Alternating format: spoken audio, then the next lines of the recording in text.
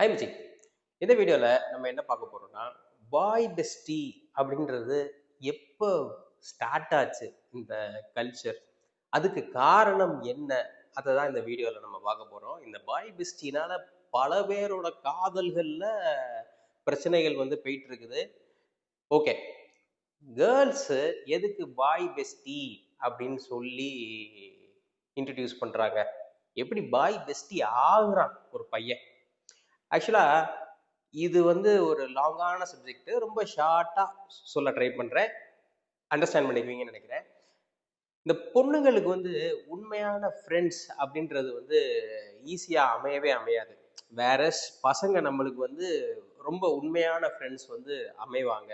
நம்மளுக்காக எந்த விஷயத்தையும் பண்ணுவாங்க, நம்மளுக்காக சில கஷ்டங்களையும் அண்டர்கோ பண்ணுறதுல யோசிக்க மாட்டாங்க.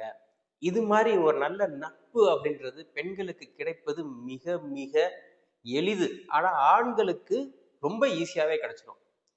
ஸோ இந்த பொண்ணுங்க வந்து நம்ம கிட்ட வந்து புலம்புவா, அவ இருக்கா பாரு, அவ ரொம்ப மோசம், இட்ஸ் வெரி டேஞ்சரஸ் கேர்ள், அவங்க அப்படின்றா இப்படின்றா அப்படின்னு நம்ம கிட்ட குறை சொல்லிட்டு, நேரில் பார்க்கும்போது அவளை கெட்டி பிடிச்சிக்கிட்டு வாட் ஹேப்பன், என்ன இப்ப இப்படி ஆயிடுச்சு அப்படின்னு சொல்லி பேசுவாளுங்க.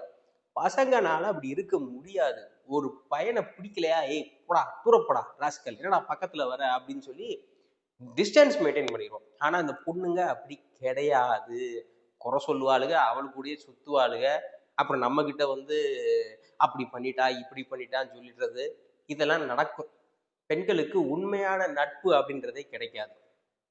இங்க எப்ப ஆணும் பெண்ணும் சரிசமமா அப்படின்னு சொல்லி வந்து எல்லாம் கலந்து பேச ஆரம்பிக்கிறாங்களோ, அந்த கல்ச்சர் வருது பார்த்தீங்களா? அப்போ வந்து ஒரு ஆண் வந்து ஒரு பெண்ணு கூட பேசி பழகுறான், அவன் வந்து உண்மையிலேயே ஒரு ஃப்ரெண்டு அப்படின்னு அந்த பெண் நினைத்து கொள்கிறாள். ஆனால் அந்த ஆணோட மனதில் வேற எண்ணங்கள், வேற சிந்தனைகள் இருக்கிறது. ஸோ ஒரு ஃப்ரெண்டு கிட்ட எதிர்பார்க்கிற விஷயங்கள் வந்து இங்க ஒரு பையன், அதாவது ஒரு பெண் தோழியிடம் இருந்து எதிர்பார்க்கும் விஷயங்கள் ஒரு ஆணிடம் இருந்து அந்த பெண்ணுக்கு கிடைக்க ஆரம்பிக்குது. உடனே வந்து இது வந்து ஒரு ட்ரூ ஃப்ரெண்ட்ஷிப் அப்படின்னு சொல்லி பேட்ரனைஸ் பண்ண ஸ்டார்ட் பண்ணிடுவா அந்த பொண்ணு. ஆனா இங்க இருக்கிறவனோட மோட்டிவ் வந்து என்னன்றது நம்மளுக்கு நல்லா தெரியும். ஆனா அந்த பெண்கள்னால வந்து அதை வந்து ஏத்துக்க முடியாது. இப்ப நீங்க ஒரு பொண்ணு லவ் பண்றீங்க, அந்த பொண்ணு வந்து இவன் தான் என் பாய் பெஸ்டி அப்படின்னு சொல்லி இன்ட்ரடியூஸ் பண்ணி வைக்கிறா.